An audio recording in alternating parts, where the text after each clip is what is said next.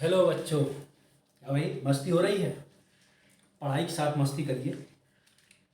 हमेशा अगर मस्ती में रहेंगे तो पढ़ाई कब होगी?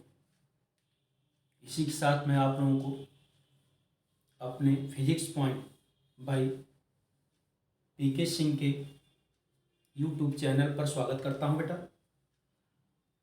देखिए, कूलॉम्स लॉ पर कुछ क्वेश्चन हुए, कुछ क्वेश्चन और हम आगे देंगे। Today we discuss distribution of charge. Charge का डिस्ट्रीब्यूशन कैसे होता है बेटा? At first here we take two body which are identical। ये कंडीशन केवल उस समय लागू होती है बेटा जब दोनों आइडेंटिकल होंगे।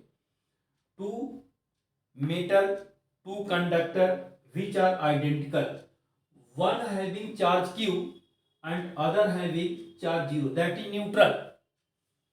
when both are taken in contact, इनको अगर आप टच करेंगे, here this is a and this is b and then separate, अगर टच करने के बाद फिर इनको सेपरेट अलग अलग करेंगे तो both having equal magnitude of charge, that means A having charge, B having charge. A पर क्या चार्ज होगा बेटा? इन दोनों को ऐड करके 2 से डिवाइड कर दीजिए तो q plus 0 is q and divided by 2, therefore charge on A is q by 2 and also charge on B is q by 2। A पर भी चार्ज आपका q by 2 होगा और B पर भी चार्ज कितना होगा? q by 2। Charge equally divided, ये डिस्ट्रीब्यूशन चार्ज है। Here 3 identical body A, B and C, A having charge q1, B having charge q2 and C having charge 0, that is C is neutral। then first A and C touches with respect to each other। anyone, आप C और B को भी touch कर सकते हैं, लेकिन यहां पर पहले हम A और C को टच करते हैं। then charge on A is how much and charge on C is how much।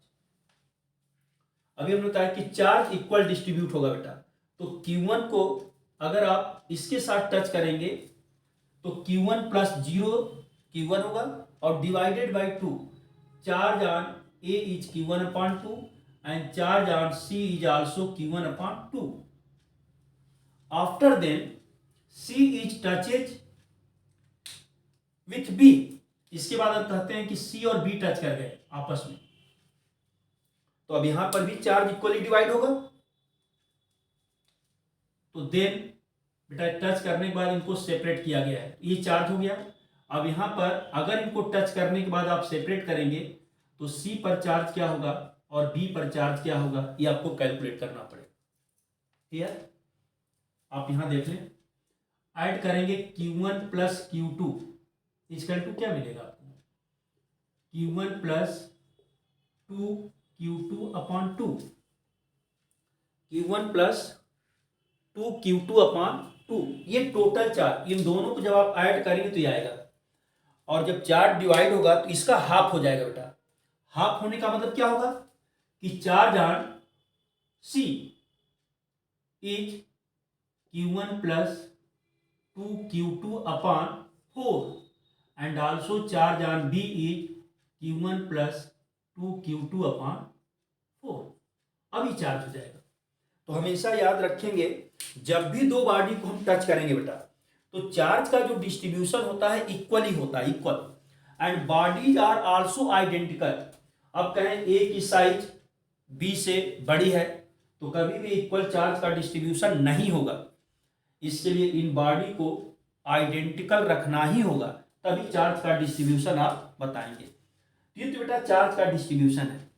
अब इस पर देखिए एक क्वेश्चन जैसे मैंने दिया है, पहले आप इसको देख लीजिए फिर नेक्स्ट क्वेश्चन की बात होगी। Here two equally charge identical metal sphere A and B repel each other with a force of 2 into 10⁻⁵ Newton when another uncharged identical sphere C is touches to B and placed between A and B, then find the net force on C. क्या कह रहा है बेटा कि दो identical sphere A और B हैं, both repel each other with a force of 2 into 10 power minus 5 Newton.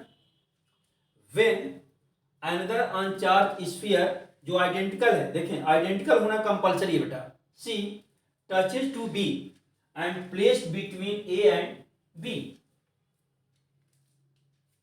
तो how much net force on C, C पर कितना नेट फोर्स होगा। अब देखो बेटा, अगर आपको ये A और B है, if separation between them is R and both having equal charge, identical charge है, here force is given 2 into 10 power minus 5 newton according to Coulomb's law. F is equal to 1 upon 4 pi epsilon naught q square upon r square. We substitute the value of F and 1 upon 4 pi epsilon naught. Here value of F is 2 into 10 to the power minus 5 and 9 into 10 to the power 9 q square upon r square. अगर इसको आप solve करेंगे बेटा, देखें तो here we write down q square upon r square is equal to 2 upon 9 into 10 to the power, देखो बेटा यहाँ 5 है, ये 9 जब इधर आएगा तो ये भी -9 हो जाएगा, ये -14 हो जाएगा। ये आप कह सकते हैं, इसको हम लोग इक्वेशन 1 भी लिख सकते हैं बेटा, ये इक्वेशन 1 हमारा है। अब next, when C touches B, अब करें C को B से टच कराइए, तो चार्ज ऑन C, पहले तो बेटा C पर चार्ज 0 है और B पर चार्ज Q है। जब इनको आप टच करा देंगे तो चार्ज हमने बताया इक्वली डिवाइड होगा, तो C पर भी चार्ज Q/2 हो जाएगा और B पर भी चार्ज कितना हो जाएगा, Q/2 हो जाएगा। ये दोनों पर इक्वल चार्ज आ जाएंगे। अगेन क्वेश्चन क्या कर रहा है बेटा, here A B separation between them is R, C is placed between them, that is distance between A and C becomes R/2 and distance between B and C becomes also R/2। Total separation R है, C को B से touch करने के बाद ये बोल रहे हैं बेटा कि A और B के बीच में रख दीजिए, between A and B, then net force on C, here magnitude of force on A is Q, C is Q/2 and B is also Q/2। A repel C, F A acting, भाई इसको repel करेगा तो direction F A का बेटा outward होगा, और B भी repel करेगा, जब B रिपेल करेगा तो इसका डायरेक्शन इधर होगा। तो देखें C पर here force acting on C, F A and F B, C पर बेटा 2 फोर्स एक्ट करेंगे, F A and F B, and their direction is opposite, then resultant force. अब बेटा आपको रिजल्टेंट फोर्स निकालना है, तो देखें हम इसको यहां से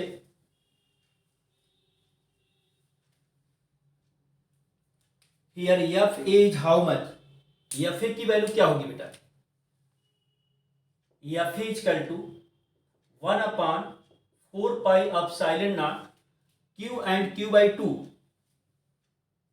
Q square upon 2 and R square by 4।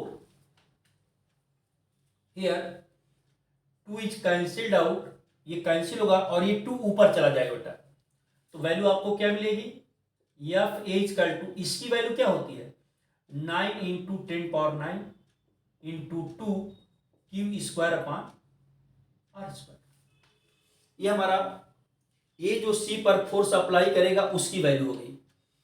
अब F भी हम निकालेंगे, and F B equal to how much, 1/4 pi Q square upon 4 r² by 4। देखो बेटा, ये क्यू बाई टू करेंगे तो क्यू² बाई 4 होगा, और r/2 का होल स्क्वायर करेंगे तो ये भी r²/4 होगा। Here 4 cancel out and F B equal to 9 into 10⁻9 q upon r²। Here magnitude of force FA and FB which are acting on C। C पर जो एक्ट करने वाले फोर्स हैं ये इनका मैग्नीट्यूड है बेटा, FA और FB का। अब हम रिजल्टेंट निकालेंगे, तो here we write down resultant कितना होगा बेटा,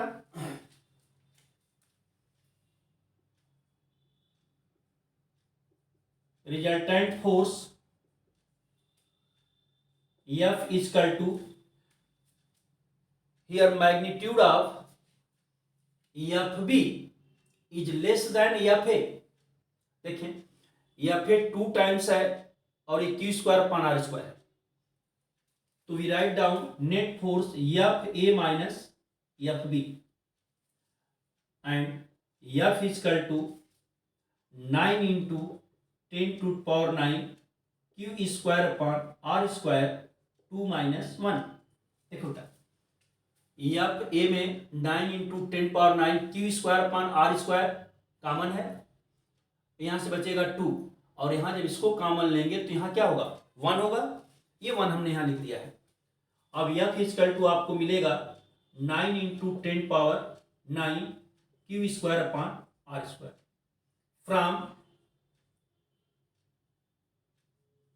फ्रॉम इक्वेशन 1। अब देखो बेटा, इक्वेशन 1 में आपने क्यू² अपान r² की वैल्यू देखिए क्या लिखा है, 2/9 इंटू 10⁻14। अगर हम यहाँ वैल्यू लिखेंगे तो therefore F is equal to 9 into 10⁻9 into 2/9 into 10⁻14। Here 9 cancel out and F is equal to how much, 2 into 10⁻5 Newton. अगर डायरेक्शन की बात करेंगे तो टुवर्ड्स बी आप लिख सकते हैं directed towards B. Net force on C is equal to 2 into 10⁻5 newton directed towards B.